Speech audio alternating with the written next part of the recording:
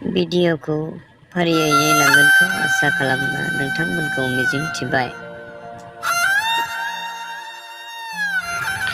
थैसो बे मेगनाव बबेखानि बारहुंखा बारनाय बायदि दसेनो खारग्लुंलायनाय दिनैनि फुङा।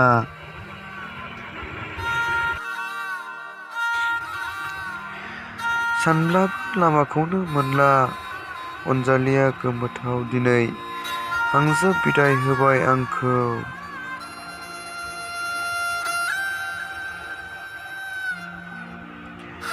गारना थांबाय दिनै बेसेबांबा गोजानाव मावरिया खालामलांबाय नों आलाय सिलाय। हे आनान गसाइ मानो खालामखो नों नेरसोनखौ आलाय सिलाय बिमा खोमाना। अनसायदो गसाइ अनसायदो सहायना थानायनि गोहो हरदो। एसेनोसै।